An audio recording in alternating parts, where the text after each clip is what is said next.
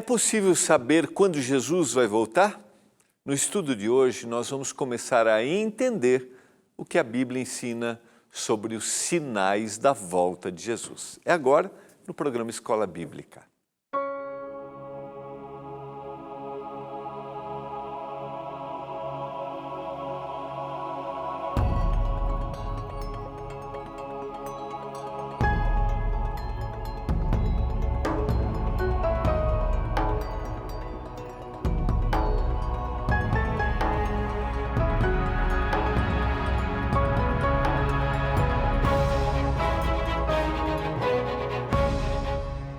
Olá, tudo bem com você? Estamos começando mais uma semana, estamos começando mais um programa Escola Bíblica aqui pela TV Novo Tempo, canal da Esperança.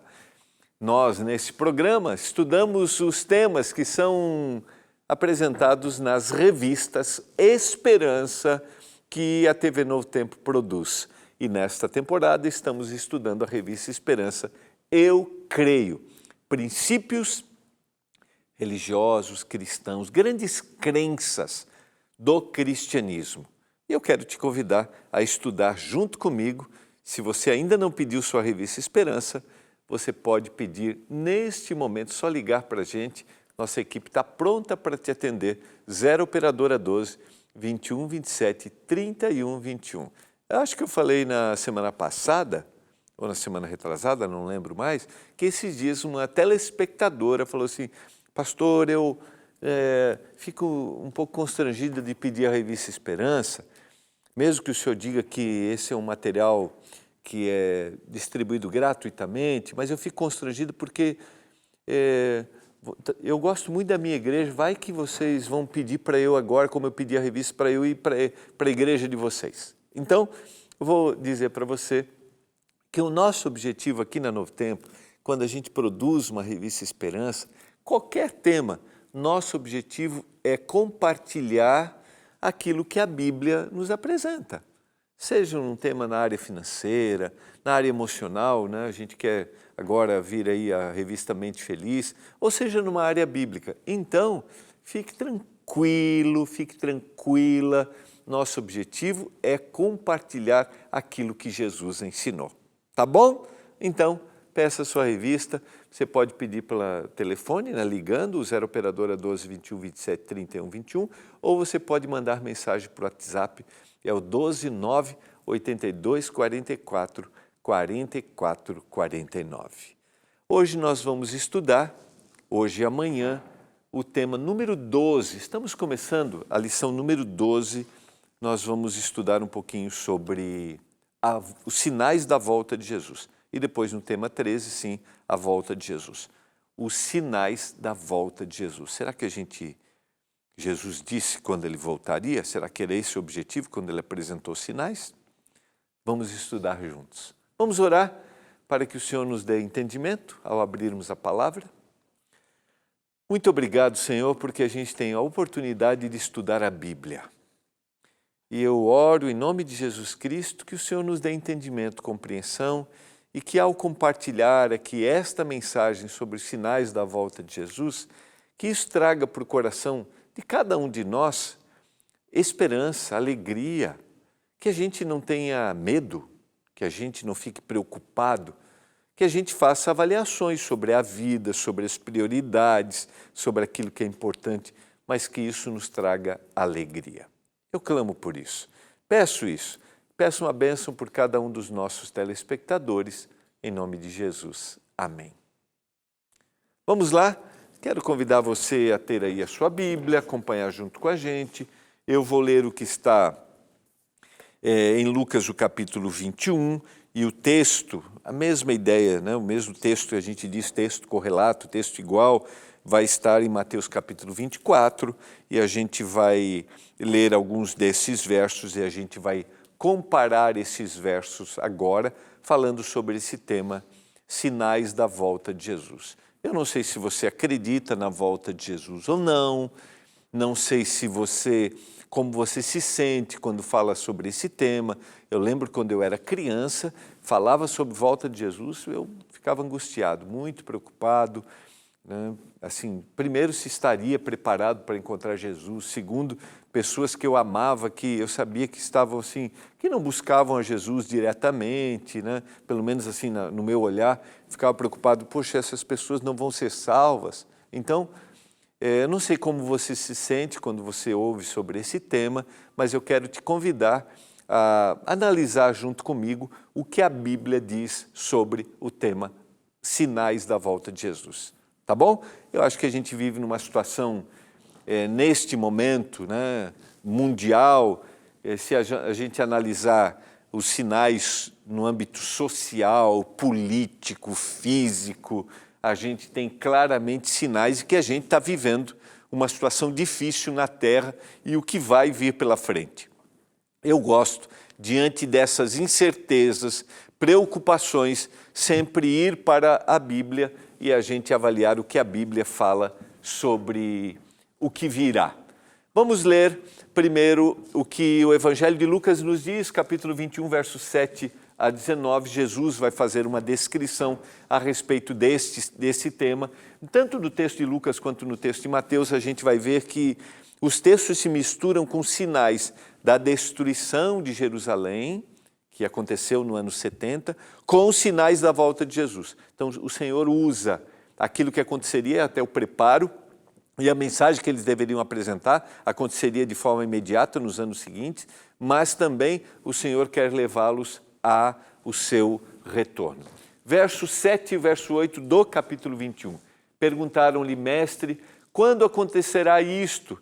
Que sinal haverá de quando estas coisas estiverem para se cumprir?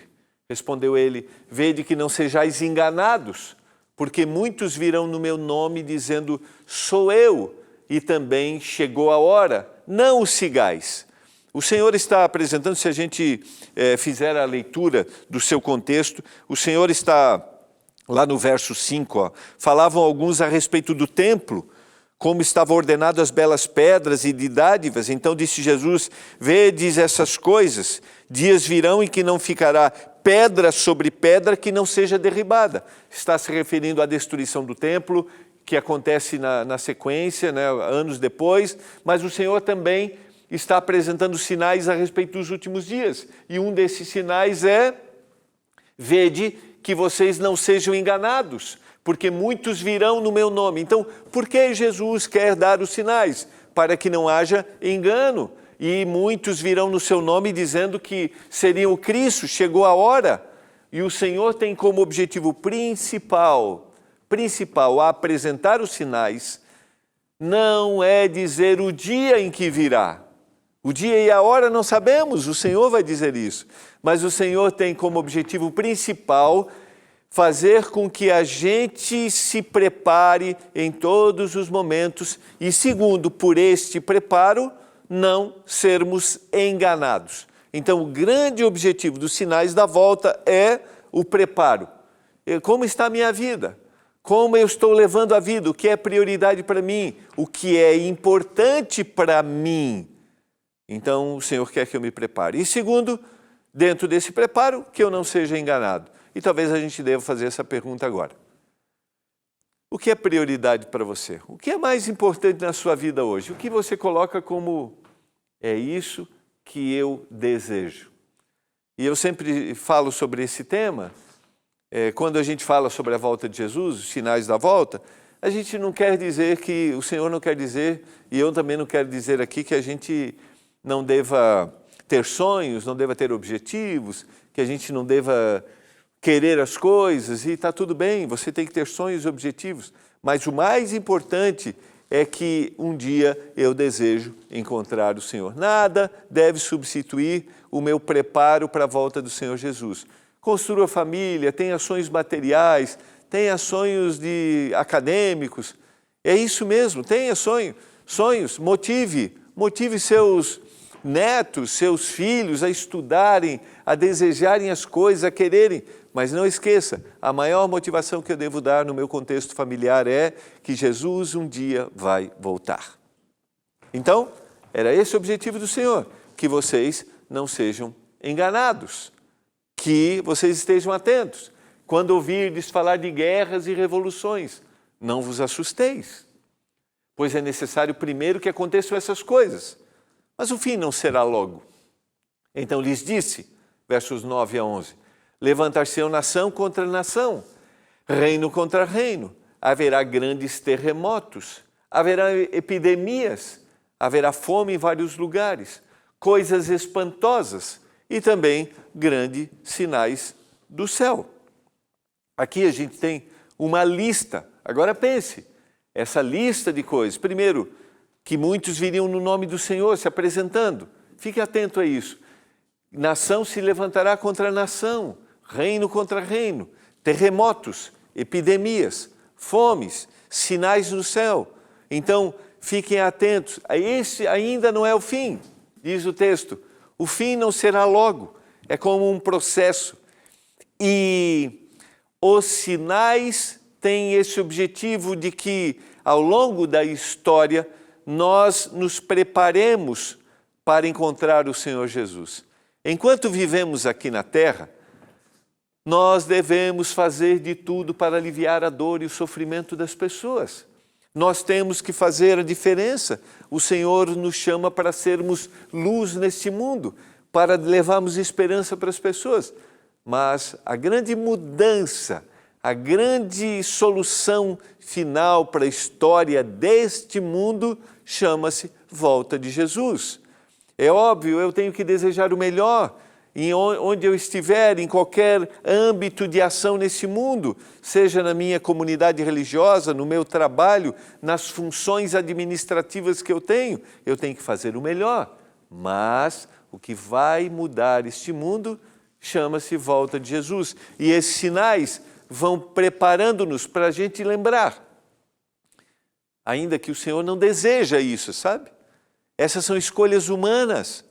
O homem vai fazendo escolhas e vai se evidenciando que Jesus precisa voltar. Antes, porém, de todas essas coisas, lançarão mão de vós e vos perseguirão, entregando-vos às sinagogas, aos cárceres, levando-vos à presença dos reis e governadores, por causa do meu nome. E isto vos acontecerá para que deis testemunho. Isso aconteceu com os discípulos. Aconteceu. Foram perseguidos. Todos os discípulos de Jesus morreram martirizados. Os cristãos, nos primórdios do cristianismo, foram perseguidos pelo império dominante na época. E da mesma forma, nos últimos dias da história da humanidade, aqueles que forem fiéis à palavra também serão perseguidos. Também passarão por momentos de questionamento daquilo que acreditam. Porque a história, ela se repetirá, e a história se repete. E aí vem a nossa grande reflexão, o quanto eu tenho procurado ser fiel à palavra, mesmo diante de uma adversidade, mesmo diante de uma perseguição. Se a gente olhar num cenário mundial, nós temos essas perseguições em vários lugares. Mas isso acontecerá para que o quê? Para que você dê testemunho. E a palavra originalmente ela dá a ideia de mártir, aquele que sofre. Então o testemunho, ele está ligado de alguma forma a alguma dor, a algum sofrimento que eu tenho. Porque não é simples, não é fácil testemunhar. Assentai, pois, em vosso coração, de não vos preocupardes com o que haveis de responder. Porque eu vos darei boca e sabedoria a que não poderão resistir, nem contradizer todos quantos se vos opuserem. Então não se preocupe, confie em mim, porque eu darei para você condição de falar e de resistir qualquer opressão que você sofra. Quero dizer para você, querido, que talvez isso às vezes aconteça num âmbito muito menor, no nível familiar, mas pode acontecer num âmbito maior, um questionamento sobre sua fé. Então não se preocupe. O que nós devemos nos preocupar hoje e, consequentemente, devemos ter uma visão futura, não é nem uma preocupação, mas é confiança. O que devemos fazer hoje e faremos amanhã é nos entregarmos ao Senhor Jesus e estarmos ligados à sua palavra, o que o Senhor fala sobre, porque o Senhor nos dará condições para resistirmos. E sereis entregues até por vossos pais, irmãos, parentes e amigos, e matarão alguns dentre vós. De todos sereis odiados por causa do meu nome. Contudo, não se perderá um só fio de cabelo da vossa cabeça. É na vossa perseverança que ganhareis a vossa alma. Lembra? Por que os sinais? Por quê? Para que eu me prepare. E esse preparo, ele é todo dia. Eu estou me preparando para um dia encontrar o Senhor Jesus. E é na vossa perseverança que ganhareis a vossa alma. Ser constante na busca do Senhor Jesus. Agora vamos comparar esse texto, porque é a visão de cada evangelista. Lucas fez uma descrição e agora Mateus. Então, eu já falei isso aqui. Os textos bíblicos, eles se complementam. Então, é o mesmo cenário e agora a gente vai ter um complemento. No Monte das Oliveiras achava-se Jesus assentado quando se aproximaram dele os discípulos. Em particular, lhe pediram, dize-nos, quando sucederão essas coisas? E que sinal haverá da tua vinda e da consumação do século, verso 3. E ele lhes respondeu, vede que ninguém vos engane, porque virão muitos em meu nome dizendo, eu sou Cristo, e enganarão a muitos. Você percebe que a gente tem a mesma descrição inicial. Se você ler os 2 primeiros versos, a introdução é a mesma lá de Lucas. Diz assim, Mateus 24, tendo Jesus saído do templo, ia se retirando quando se aproximaram dele os seus discípulos para lhe mostrar as construções do templo. Ele, porém, lhes disse, não vedes tudo isso? Em verdade vos digo que não ficará pedra sobre pedra que não seja derribada. Então, é a mesma introdução. O monumental, o templo, a coisa que chamava atenção. E a destruição do templo para eles era uma perda da identidade, era o fim de todas as coisas. E aí, quando o Senhor diz isso, ele vai dizer no verso 3, quando acontecerão essas coisas? Quando? Porque eles acreditavam que com essa destruição o reino do Senhor seria estabelecido. Mas o reino do Senhor não é um estabelecimento de um reino terrestre imediato. Não. O reino do Senhor é a transformação de toda a terra. Dá para entender? Então havia uma perspectiva e expectativa a partir de uma visão limitada que eles tinham. Por isso o Senhor vai ampliar e vai dizer para eles que haverá uma transformação total, mas o Senhor vai apresentar os sinais. Os sinais para o preparo, para a espera desse dia glorioso. Vede que ninguém vos engane, porque muitos vão vir no meu nome, dizendo eu sou o Cristo, e enganarão a muitos. E certamente ouvireis falar de guerras e rumores de guerras. Não vos assusteis, porque é necessário assim acontecer. Mas ainda não é o fim. Veja que Lucas falou da mesma forma. Ainda não é o fim. Se levantará nação contra nação, reino contra reino. Haverá fomes e terremotos em vários lugares. Porém, tudo isto é o princípio das dores. Então sereis atribulados e vos matarão. Sereis odiados de todas as nações por causa do meu nome. Nesse tempo muitos hão de se escandalizar, trair e odiar uns aos outros. Levantar-se-ão muitos falsos profetas e enganarão a muitos. Mais uma vez, veja que há uma preocupação do autor bíblico numa sucessão de repetição da palavra engano. Porque o grande objetivo é se prepare para que você não seja enganado. Não se preocupe com o que virá. Não se preocupe em dar respostas de quando será, mas se preocupe em se preparar para aquele dia. E eu quero dizer aqui de coração para você, no mundo religioso, quando a gente estuda esses temas, surgem muitas falas sensacionalistas, sabe? Para que se aproveitam da situação. Quando a gente tem mudança de líderes políticos, quando a gente tem mudança de lideranças religiosas, em comunidades religiosas, quando a gente tem uma guerra que começa a acontecer em determinado lugar, a gente quer dar explicações, a gente quer dar definições, a gente quer dizer é agora, o Senhor está vendo. É lógico que há uma proximidade e a gente vê na descrição do texto, isso é como as horas de uma mulher em ter o seu bebezinho, as dores vão aumentando intensamente, como as dores de um parto. Mas o grande objetivo do Senhor ao apresentar os sinais é: se prepare, vigie, mas não se preocupe se é agora ou se não é, confie em mim, para que você não seja enganado.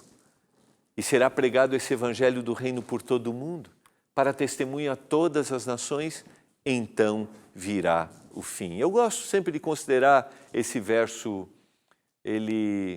eu sempre ficava pensando, né, quando era criança, assim, então o evangelho precisa ser pregado em todo o mundo. Então, como o evangelho ainda não foi pregado em todo o mundo, então ainda não é o fim. Isso parecia que dava uma sensação de ainda eu tenho um tempo. Querido, esse é um sinal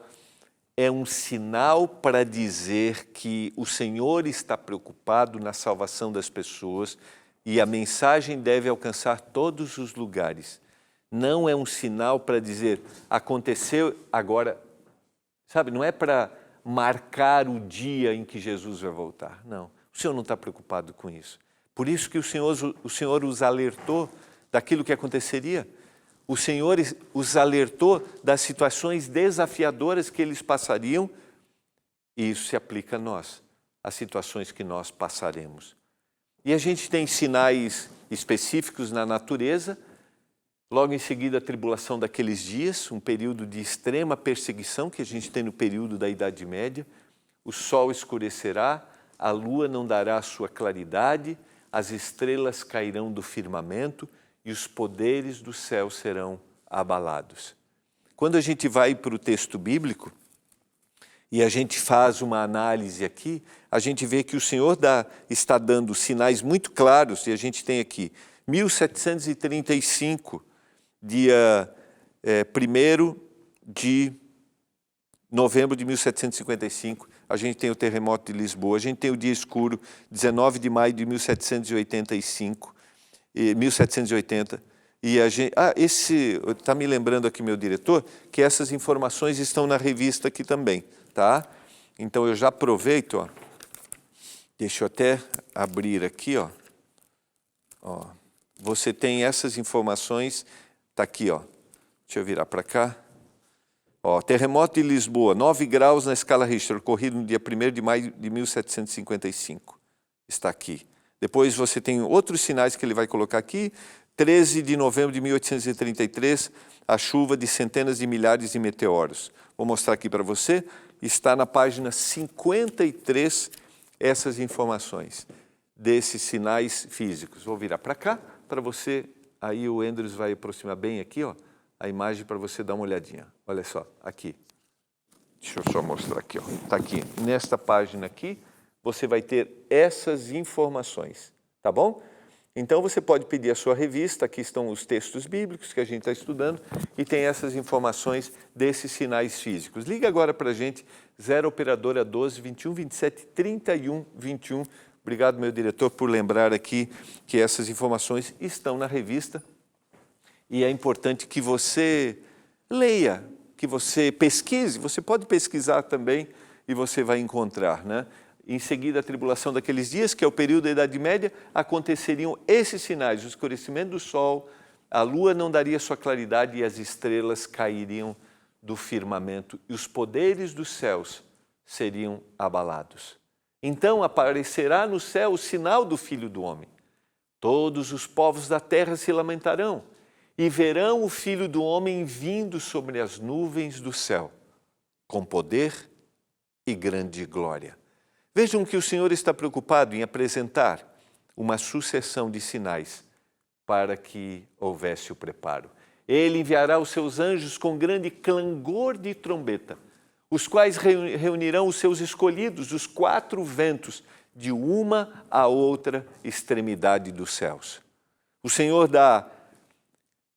apresenta os sinais, o Senhor dá esses sinais, o Senhor diz que eles deveriam ficar atentos e se prepararem para este encontro, e isso deveria ser todos os dias, pregando e apresentando a mensagem de salvação, mas o Senhor está dizendo que ele voltaria a essa terra. E descreve como esse evento aconteceria.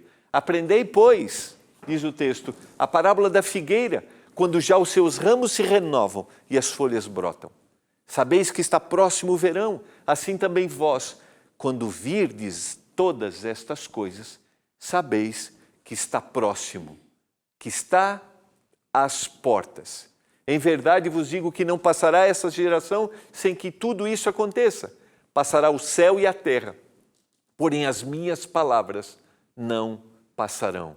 Mas a respeito, diz o verso 36, daquele dia e hora, ninguém sabe, nem os anjos dos céus, nem o Filho, senão o Pai. Nós não sabemos o dia e a hora, mas o que nós sabemos? Nós não sabemos o dia em que Jesus vai voltar, mas nós sabemos destes sinais. E aí, o descrente, o cético diz assim, mas isso sempre aconteceu. Exatamente isso. Sempre aconteceu, mas cada dia vem com mais intensidade. Para o quê? Para lembrar que ele vai voltar. E na proximidade e na intensidade desses acontecimentos, mostra que ele está mais perto de voltar. A minha pergunta para você hoje é, você está atento aos sinais? Você percebe a intensidade deles? Você deseja se preparar para encontrar Jesus? Como está a sua vida? Como está a minha vida, eu penso hoje? Será que encontrar Jesus é a minha prioridade? Eu preciso colocar algumas coisas em ordem?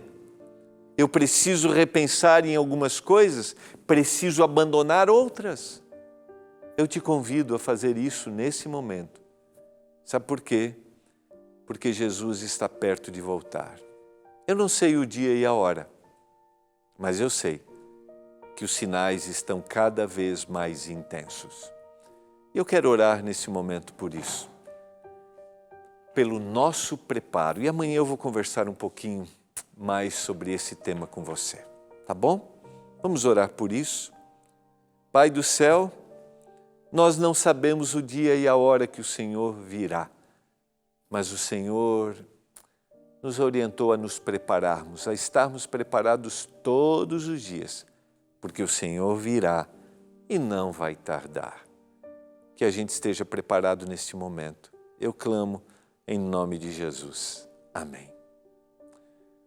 Foi muito bom estarmos juntos. Eu espero que o tema de hoje tenha aquecido seu coração, tenha deixado você em paz, ou talvez trazido para você reflexões da necessidade do preparo para encontrar o Senhor Jesus.